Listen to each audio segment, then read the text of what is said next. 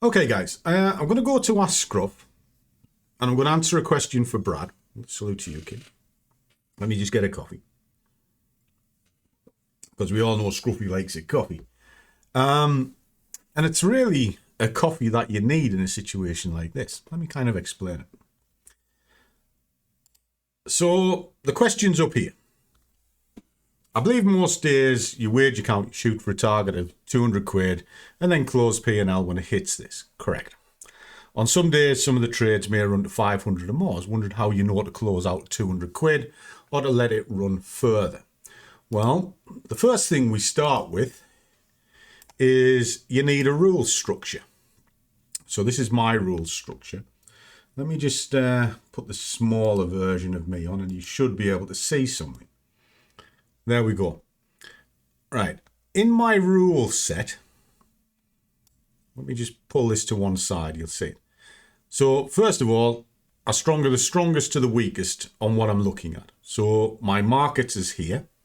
So in this case, euro dollar is pretty good. So that will be my market of choice. And you've seen that in the video I've done today. There's that. I check the deep trends and the day trends. So I want to see what the big picture of the market's doing, what the day trends is doing. See if they're in alignment.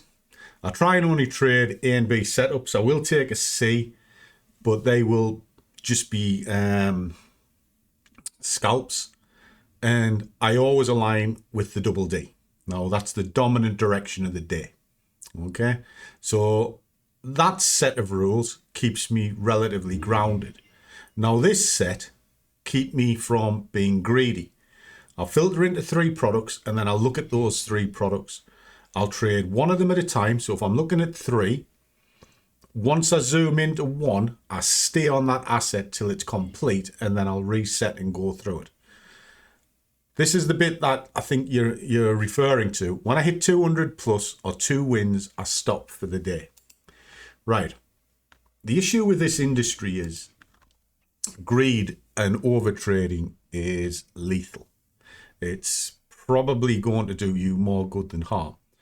So I work out roughly what I need. Now, if I do 200 quid a day on this, that pays my household bills, and I'm happy with that. Now, I work it in time chunks. Okay. So first thing I do is I work out what the trade's willing to give. Now, if it's an A trade, a C trade, an F trade, I will take whatever that market's willing to give me. If that's 3 pips, 5 pips, 20 pips, doesn't matter.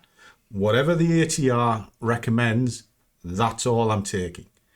A B trade has a potential to move higher, and it's already very good.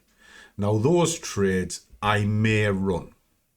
However, when it comes to the money side of it, if I've been into the market and I've got 180 quid, then I haven't quite hit my day target. And assuming I've got pretty much the rest of the day to go, I may go back to market again. Okay. And if the next trade gave me just a standard trade of maybe 30, 40 or 50 quid, then I'm 230. That's it. I'm done. Right. I won't go back to market. So I've essentially gone twice. One was good, one not so good. Or I might have done it in 2 halves. Right. I try to be out the market as much as I can. Now, if I'm going to let a trade run, I'm not looking at the money value. I'm looking at the capability of the trade. So, like I said, in A, C, D, if it says 10 pips and it hits 10 pips, that's it. That's as far as it goes. If I've targeted 10 pips and it's a B trade, but I've got enough room to the next stall point, then yes, on occasion, I will open up 2 trades at the same time. One will cash out at the target that I set, pull the stop to break even, and I'll let the additional one run up to the next stall point as a premium gain. But if I'm watching my P&Ls and it's getting to the end of the hour, because I time segment everything as well, I start at the top of the hour and I let it have an hour. And it's coming to the top of that hour, and it's sitting at 230 quid, I'll just close it off and then I'll walk away for the day. I won't go back to market. Now, why do I do that? Less is more. The more times you press that button, the more times you're in the market, the more the market will take it off you.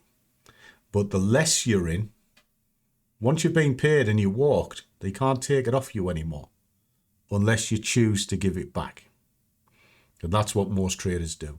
They think that the markets are a cash machine. You just sit in front of them and you go clickety, clickety, click, click, and it constantly gives you money. No. Break it down into small chunks, and as soon as you're paid, walk. And when you walk, you've won. Because until you bank that money, it's worthless. Doesn't mean anything. So you can have £50,000 in a broker. That 50,000 is worthless till you put it into your bank account. Now it becomes meaningful and you can use it. So the trick is don't give it back. And that's how I do it. So I do it on time segment. And then if I've got enough for what I want, I'll walk. And that's it. Simple as that. Catch you soon.